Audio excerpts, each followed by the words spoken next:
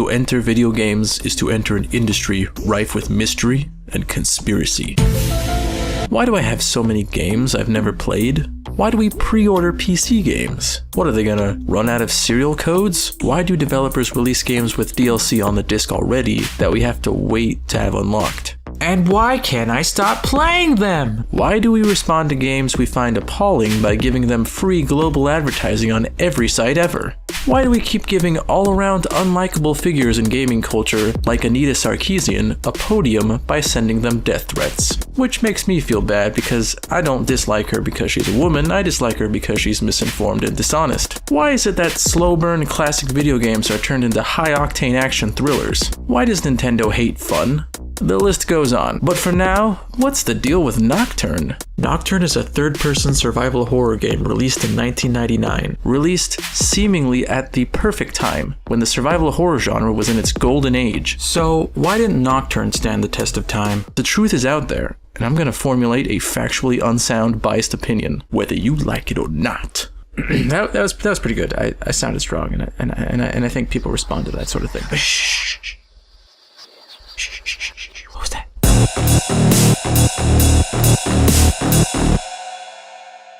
Terminal Reality put a lot of work into building an interesting and detailed world that could potentially go on for several titles. It meshes traditional horror elements like zombies and werewolves with 1930s pulp fiction and film noir, the main character drawing clear influence from characters like The Shadow. The story is set up in volumes that work like episodes of a Monster of the Week show, and deals with Spook House, this universe's equivalent of the X-Files, or the Fringe Division, devoted to battling supernatural threats. We start the story in the 1920s, with each episode skipping ahead a handful of years. You take control of Spook House's top field agent, who is referred to only as Stranger. Stranger's origins and true name are a complete mystery, unless you look in the end credits. Gotcha! This guy's a cold, calculated killer and skilled marksman. Look at that. Like a gazelle. We get the impression that this is all this guy lives for. And though we never learn what made Stranger this way, we can probably guess. It was a girl, wasn't it? What's her name? I'll add it to the list. Was it Stacy? It was Stacy, wasn't it? Fucking knew it. Each episode opens with Stranger being briefed on his new mission by Colonel Hapscom and being equipped with new gadgets by Doc Holliday. As the years pass, you'll notice little changes to the office, new co-workers and some missing. The first episode is called Dark Reign of the Vampire King and introduces us to a lot of the themes of the coming adventures. The Colonel strong-arms Stranger into having a partner for his next mission. Svetlana is a Dhampir, a half-human, half-vampire. Stranger's attitude towards monsters, even the ones that are his co-workers, like Svetlana, could be construed as a commentary on racism. The game paints a lot of its monsters in a positive light, yet Stranger is quick to wave his guns in their faces and threaten them. Even the monsters that don't seem as reasonable, like the werewolves, are given language and personality. In fact, the only real reason they are a reoccurring threat in this game is because Stranger personally enacted a sort of genocide on their species. They hunt him out of a grudge. Anyway, Stranger and Svetlana are assigned to hunt down an artifact in Germany known as the Vampire Holy Grail. Tensions between the two operatives rise when an older, pure-blood vampire starts influencing Svetlana's thoughts. It's good buddy cop material. Crazy bitch. The remaining 3 episodes take you to different locations, and they all feel very different from one another. The Tomb of the Underground God is mostly a zombie survival scenario, where Stranger has to gather the remaining survivors in a small Texas town and lead them to a church for safety. The Windy City Massacre pulls mostly from the films of the decade. Stranger is once again paired with a monster, though the lines of what counts as a monster are continuously blurred. Icepick is an ex-gangster who was killed and rebuilt by a mad scientist, who has been stitching up dead mobsters all over Chicago in the employ of Al Capone. It doesn't really have any ties with the rest of the game, so it's kind of a one-off. House on the Edge of Hell continues to make gray the definition of monster. Stranger is given a special assignment to aid a former Spook House agent named Killian, and from the get-go, it's sort of shady how vague this guy is with Stranger. Killian reveals his true intentions and traps Stranger in his house that has been converted into some kind of haunted mansion obstacle course filled with traps and monsters and puzzles. I think, though not the best episode, it brings the what makes a monster theme to its natural conclusion, making a human the most monstrous character in a house full of monsters. After all 4 episodes are completed, an epilogue is unlocked that ends with an intense cliffhanger and the words "to be continued." Dang, I wonder what comes next. Nothing! According to some early interviews I dug up with Nocturne's writers, there was originally much more content planned, including a whole cast of other characters that would get their own chapters. The only trace of this seems to be some early test screens showing a cut character named Gabrielle firing at a group of ghouls on some kind of ship wearing a mariachi outfit, some revolvers. Sounds like it might have been fun and playfully racist, but so much in this game is just hinted at, like it's foreshadowing chapters we never get to see. You can tell that this group really felt they had made something special and wanted more time to play in this world, and they did some weird stuff in the pursuit of this. So the situation as I know it, and I could be misinformed on this because this shit happened over a decade ago, but with some good reviews but an overall mixed reaction, Nocturne did not make a lot of money. So when the creators appealed for a sequel, their publisher Take-Two essentially said, well, people don't know Nocturne, so who's gonna buy Nocturne 2? What they did offer was the rights to pump out a trilogy of games based on the Blair Witch lore. So they did. The Blair Witch Rust and Parr, The Legend of Coffin Rock, and the Ellie Kedward tale all released a year later within the span of 2 months, in the year 2000. Shh. Okay, that was something.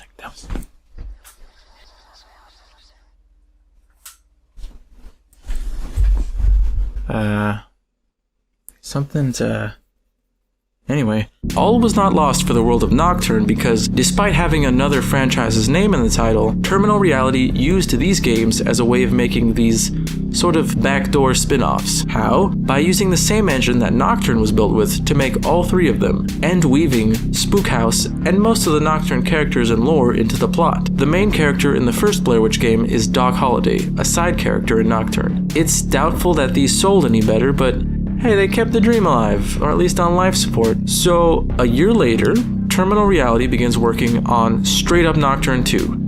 No more fucking around. Hoping to be published by Majesco Entertainment, their original publisher, The Gathering of Developers, had passed because at this point they were already on the brink of death. So, not wanting their precious IP to be put in the hands of strangers, Terminal Reality took the project to Majesco and began to slowly alter the game so that it would not fit into the Nocturne universe unless they wanted it to later down the road. The game was originally set to revolve around the Dampier Svetlana and be more action-oriented. A showreel of the Nocturne engine shows Svetlana running through a castle with Nazis and familiar bat creatures. There's also some early concept art that pretty plainly suggests that this was her and she makes reference to Stranger. The changes still left it clear to fans what its lineage was. Svetlana became Rain, still a half-vampire with blades on her arms. Spook House became the Brimstone Society, and the Vampire Holy Grail became Beliar's Heart. A third of the game takes place in the same castle as the first episode in Nocturne, and also features the same bad creatures. The game was called Blood Rain. While this was happening, there was a deal going on between Terminal Reality, Dimension Films, and Collision Entertainment to develop a film based on the Nocturne universe. In 2001, everything sounded like it was locked down. A script was written, and production was a year away. The head of this project stated that it had the potential to be the next Mummy franchise, and would be swinging for a PG-13 rating. Exactly what fans of an obscure M-rated game with lots of gore and waist-down nudity was hoping for. So this is where my knowledge of the project ends, because as far as I know,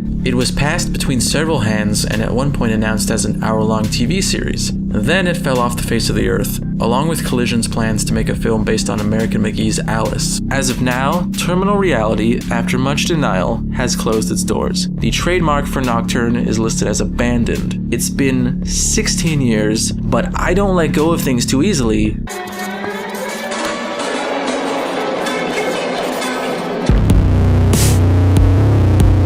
Nocturne contains a lot of the staples of a traditional survival horror game, like tank controls. However, it diverges in many ways. A clever way around the sometimes difficult method of aiming weapons in these games was having Stranger auto-lock on the nearest enemy. Though you can fine-tune your aim to get headshots, you can react much more quickly to threats. This auto-aim feature, in truth, is completely necessary due to one of the game's ultimate shortcomings, the camera.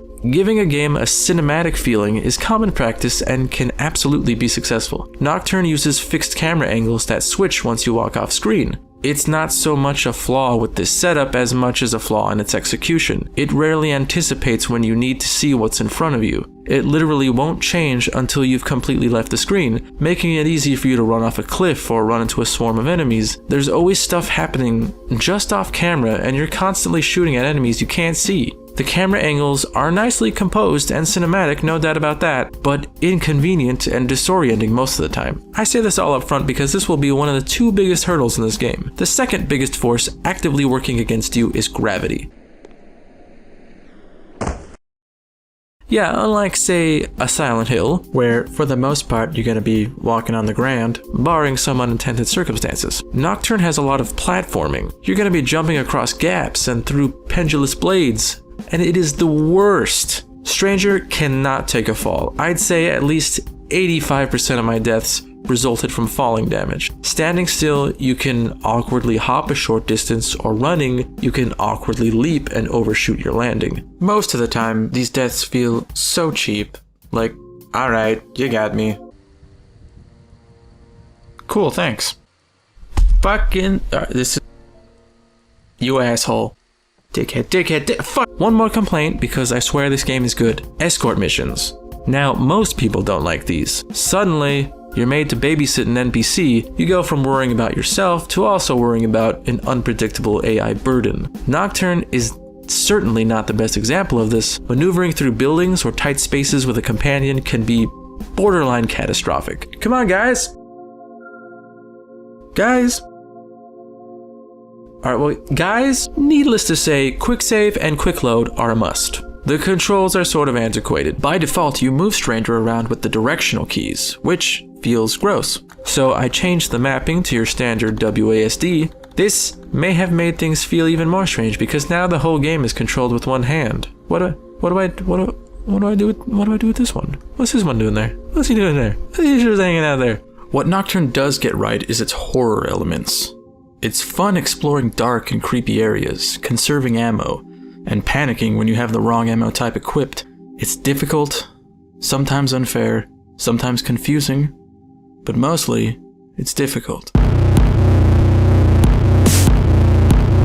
Nocturne is a game that really holds up visually. It was certainly impressive at the time, and some of the game's effects have yet to be done in an equally satisfying way. There's an old reviewer that chastised it for requiring players to have 100 megabytes of RAM in order to run smoothly. Ha! Old things are funny. Oh shit, hang on. But the game engine's intense ability to render shadow and cloth effects were nonetheless impressive. I mean, the cloth effect is sort of all over the place looking at it now, but really, we rarely get that right to this day. But the atmosphere and darkness in this game is on point, especially in Act 2 and 4, which have you exploring a lot of small, enclosed spaces, which, combined with the camera angle situation and darkness, is quite nerve-wracking. My favorite effect in this engine is the blood, an effect that carried over into other Terminal Reality titles. I don't get why this never caught on. When monsters are shot, their blood doesn't just splat on surfaces with a repeated blood decal. It hits walls and it drips down, it pools around dismembered limbs, and you track footprints through it. Sometimes there are musical cues whenever a monster pops out that wouldn't otherwise be frightening, but the sheer volume is enough to startle me. Speaking of music, this game manages to effectively make use of pretty much one song. It's a public domain song that you may have heard in other TV shows and video games. I got a kick out of it being heavily implemented in a Diabolical Masquerade song. It works, but a more varied and less jarring score would have of course been preferred. I like all the voice actors. I mean, some are a little more cartoony than others, but this game doesn't play it straight from beginning to end. It has a sense of humor. Let us spar. I don't think you'd like the outcome. So yeah, you could say there's no facial animation, or the slime monsters make silly noises. But, I mean... The fuck, man? What is... I have a phone here?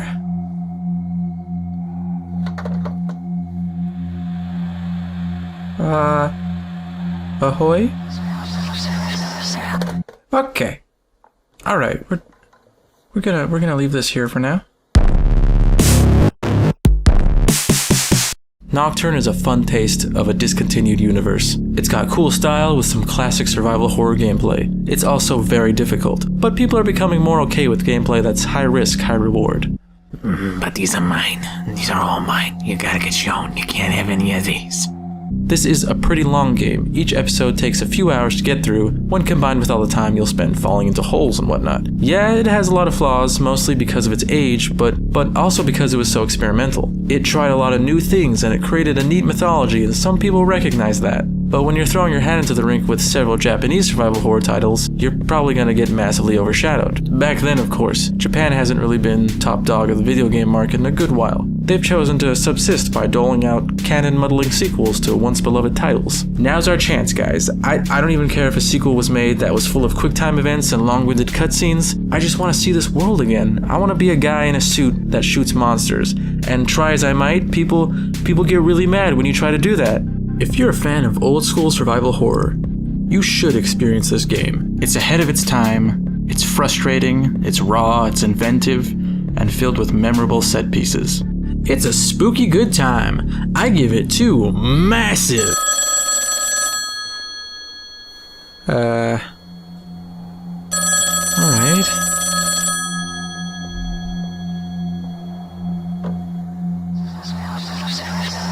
Nope, too spooky. It's just a little too spooky for me. It's okay. It's okay though.